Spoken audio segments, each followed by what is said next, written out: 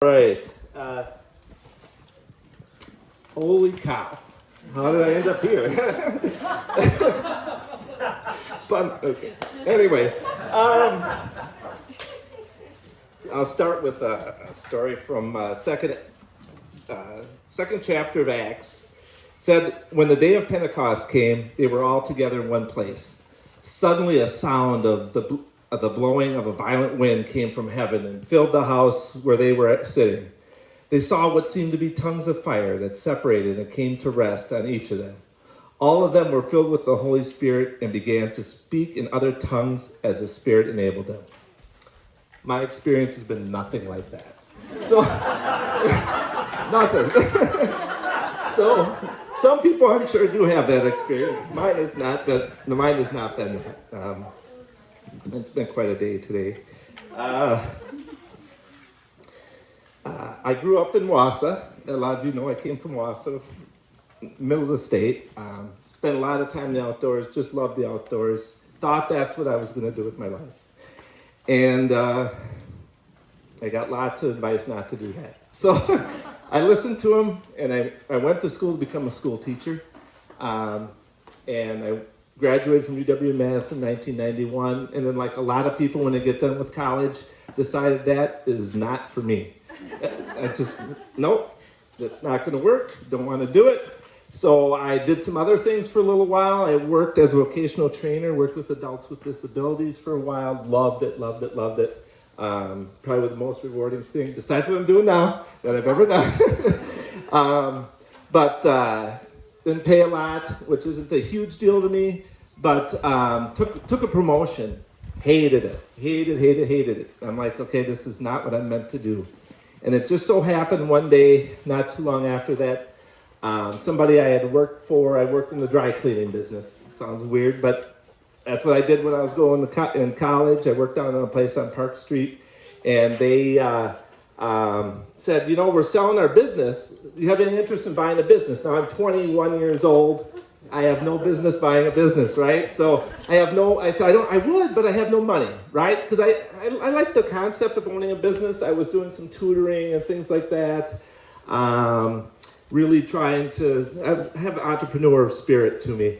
And so didn't think about it for a couple of weeks, kind of tossing around my mind. It kept coming back to me. And then they asked me one more time. They said, you interested? And I said, well, let me think about it. Let me pray about it tonight. And it just so happened, my dad called me that night, and a family friend had died. Still sad, but 30 years ago.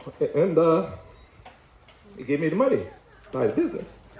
So, he had a life insurance policy. It just happened. My dad called me. He had died a couple of weeks before, and I didn't know he had a life insurance policy. It happened to be for the exact amount of money they were looking for the business. Wow. Okay. I said, you know what? That's a sign. And being a Thomas, we like signs. We want to see things, right? We got to see. So I bought a dry cleaning business in 1993, and I did that for quite a while. I built it up. It was 1 hour dry cleaners by Woodman's West. Some of you have been in Madison for a while, know where that is there. I changed the name to Right Touch Dry Cleaners, RT, so anyway, did that for about 10 years and was starting to feel like this isn't really what I was meant to do, but I had learned a lot of things while doing it. I learned how to do plumbing. I learned how to do electrical work.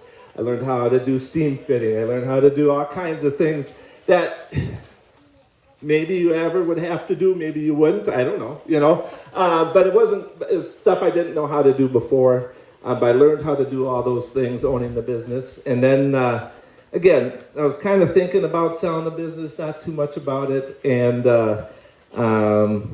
my mom died, and decided I need to do something else.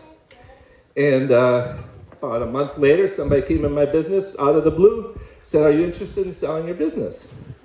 I said, yeah, I think I am. I think I'm ready to do something else. I don't know what I'm going to do, but I'm ready. So we worked out the details. I sold my business. Like 3 months later, I was like unemployed. It was good, but I was still unemployed, So I sold the business, And I started doing more and more stuff. I started volunteering a lot, and then I started a small maintenance business and did that for a little while. And that brought me into Good Shepherd. We were already members of Good Shepherd, but I hadn't been super active. I was busy with my business and all that kind of stuff. And then I started doing some little projects around the church as a volunteer. I started helping out in the food pantry. I became an AMP guide at some point. I can't remember the exact year, but I was an AMP guide for a while. I taught Sunday school. Started getting more active in the church, but still didn't know what I wanted to do with my life. And just kind of out of the blue, Pastor Brent called me and said, "Rick, can I come over to your house?" I'm like, "Well, I don't know. Why would Pastor Brent want to come over to my house?" So those of you who've been around for a while know Pastor Brent. You don't say no to Pastor Brent. He came to the house and said, "Rick, I feel like you would be a good facilities manager for Good Shepherd." He said, "I want you to pray about it and think about it and get back to me with your answers." So I thought about it, prayed about it, and decided that that's what I should do. So I came to Good Shepherd as a facilities manager, and that was in 2008. And then I've been obviously working here since then. But as I was, when you work in a church, you don't just do one thing, right? It's not, and that's true of a lot of businesses, right? You don't always do what you were hired to do. I started working with Pastor Tim and with Upward Basketball. A lot of you were involved with that maybe as kids or had kids in that program and just loved the sports and the mission of that. And then after Upward Basketball we lost our space and stuff, Pastor Joe came along and I started working with him with a lot of the outreach ministries. And again, I was already doing food pantry work. But then he's kind of taught me about some of the other things that were going on, and I was just amazed.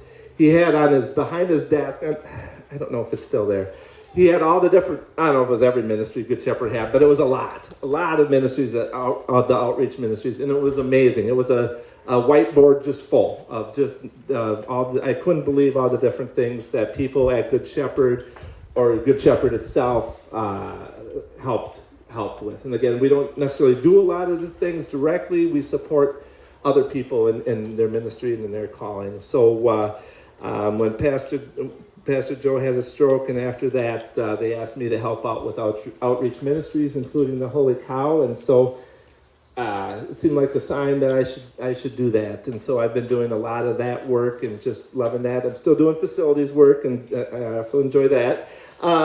But I do feel called to help with that and the outreach, and just I guess I have a heart for service. So again, there's been a lot of signs in my life, and some of them have been loud, right? Like Pastor Brent coming to my house and somebody dying and giving me the exact amount of money I needed. But a lot of times it is just a whisper, and I think we all get that. And I think a lot of it is just listening, taking the time to listen, and I'm not good at that. And my wife tells me all the time, "Rick, you need to listen." Quite often, but and it's a running joke at our house about that. But I think that's really what it's about with the Holy Spirit with me, is listening and watching for signs, watching for things that are happening in your life, and just listening to what's going on, and take where your heart wants to take you. That's where you should go. That's the Holy Spirit working in you. So that is how I got here, I guess. So Sarah, thank you for letting me come and speak tonight for a couple minutes. Thank you. I appreciate everybody here tonight, and I hope you liked the food. It was a great time serving tonight, and come to other Holy Cow events, please. Thank you.